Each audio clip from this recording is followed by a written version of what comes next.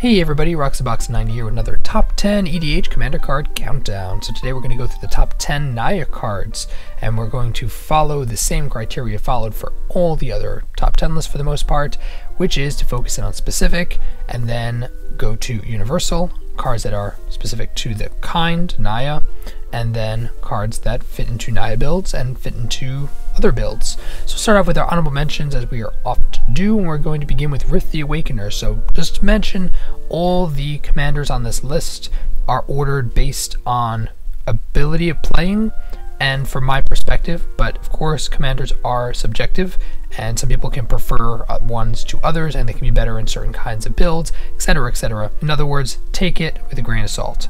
Rith the Awakener is a nice flying body, but has to connect to do stuff, potentially, which is a bit of a drawback as a card for me.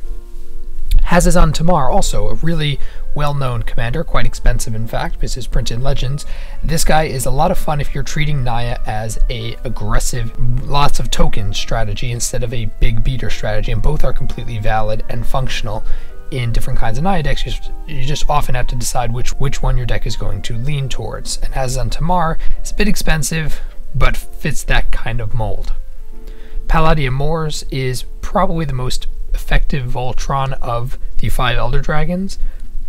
That being said, it's pretty boring, it's just a body flyer. Fiery Justice is interesting, but it is sorcery speed, requires one of each color, and while its effect is kind of nice, 1v1 it's not as nice, and for me there's a lot better cards in Commander and as it stands. And then Johan, who is pretty awesome, Darth Maul looking guy. He's a decent body with no particular ability, 6 or 5/4, as long as he basically gives vigilance as long as he's not tapped, which could be fun, interesting, but not a particularly fantastic card in my opinion. And then we have Tamanoa as the final one. This card just doesn't fit Naya colors. You need to have non-creature sources dealing damage, which does happen, but I think that's not exactly the most effective strategy. It's kind of a card. I don't love it at all. Number 10, we start with Rumrazor. This card is crazy, although why it's a 4/2 is beyond me. 2 toughness for a creature that's destroying worlds? What? I don't know what they're thinking, but this card is usually a game winner because you play it when you have the field advantage, and it acts like an Armageddon, effectively leveling the field in your favor, and that is a very effective strategy. Pretty good card, but it has a narrow niche of just fitting into that kind of mold, and otherwise if you're not in the lead, it's a dead card in hand for the most part. Number 9, we have Marath, Will of the Wild. This guy is quite powerful and you think would be higher on the list. The problem is, unless this card is your commander, it's never going to be quite as powerful as it should be. If it's a commander, it's amazing. In fact, if you sit down at a table and be like, oh, you have an angel. Oh, you have a dragon. Oh, I'm going to play a reindeer.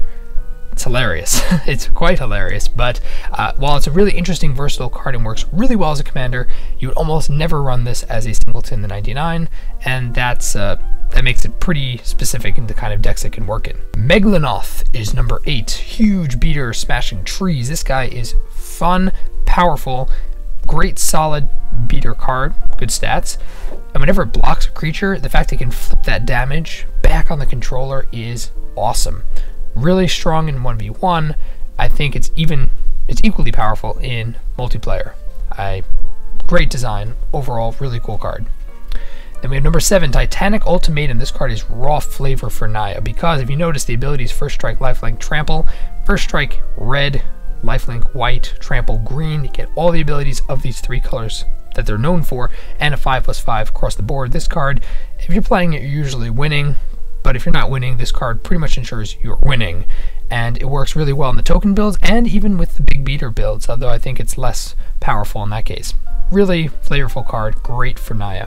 Number 6, Mayael the Enema. Very often a commander because of its abilities and the fact that the creature types it is, but this can fit very easily into the 99, especially if your deck is built around creatures of power 5 or greater. It's kind of insane. You pay 6 mana to hopefully play huge things for 6 mana. And if you have things like Sensei's Dividing Top, and other cards that are similar to that, this card can get out of hand really, really fast. Number 5, we have Godsire. This card is really cool. A lot of Naya decks will run it just because. 8 for an 8/8 Vigilance is fine body, but the fact is on the end of your opponent's turns, you can tap it to put an 8/8 beast into play, a double, and do that over and over and over again. It's token plus beater in one. Awesome. Number 4, we have Gahiji, the Honored One. I love the flavor. It's just amazing. And this card is fantastic. I think it's a very strong Voltron commander, but it also works really well with token builds, and it also is a political card, which you almost never see in Naya colors. I think this card is quite versatile, works in a number of strategies, and it's a very well designed commander and one of the 99. Number 3, Mayaels Aria. This card I can go on for days. I love this card, the flavor. Mayaels Aria, where do you see that? Where do you ever see that word in Magic? It's so rare. 3 for an enchantment, that at the beginning of your upkeep, you get a 1/1 counter on every creature you control as long as the creature has power 5 or greater, fitting right into the Naya style. Then you gain 10 life if you control a creature with power 10 or greater. Also, Naya, just rocking it. And then you win the, okay, it has to win the game on it, which is awesome. Then you win the game if you control a creature with power 20 or greater. This card works well with so many cards. You can have Apocalypse Hydra just scaled up. You can have Doubling Season work this magic. It just is the perfect card to connect with this kind of thing. Moss Bridge Troll is also insane. You can instantly win the game, or effectively right before your upkeep, win the game. And Ageless Entity scales up. It works hand in hand. These cards can get out of hand. This card is Naya flavor embodied. I absolutely love this card. So cool. Number 2, we have Knotvine Mystic. This guy is a staple in Naya builds. He gives you your 3 Naya mana for 1. Great ramp, and also just, he is Naya embodied. If you don't have him in your Naya deck, chances are you're not doing something right. And number 1, we have both charms, because both of them are very similar. They both cost the same mana cost. They're both instant speed. They're both uncommons, perchance. They both have choose one of 3 different abilities. 2 of those abilities are pretty good in Commander, and one of them is not as good as the other 2. In Rith's Charm, destroying a non-basic land, awesome. 3/1/1 Saplings, pretty good for 3 mana, especially if you're running an aggressive strategy. Or prevent all damage dealt from a source of your choice. Can save you, but is definitely weaker in this kind of format. Naya Charm, 3 damage to our creature. It's okay, can deal with attackers that are really tiny, and maybe quick Voltron, there we go. Or return target creature card, or target card from a graveyard to its owner's hand. Very nice, good political, can do with your own stuff. Or tap all creatures target player controls. Fantastic, let you get that damage through, can let you hurt another player on the table, open up politically, all sorts of fun stuff. So both have 2 good abilities, both have 1 not so good abilities. Gives versatility, same mana cost, fantastic card. You should consider running both of these in your Naya deck, one or the other or both. They're both really cool cards for this format. And that wraps up our top 10 Naya cards. So I'd love to hear your guys' thoughts about the top 10 list down below in the comment section. If you enjoyed the video, tap the like button. If you're new to the channel, check it and subscribe. And I'll have here voting for 1 of 3 of the next shards, which will be coming out shortly. So please vote.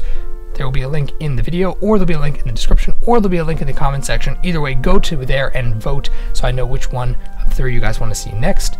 And as always, Roxabox90 signing out. I'll see you guys next time.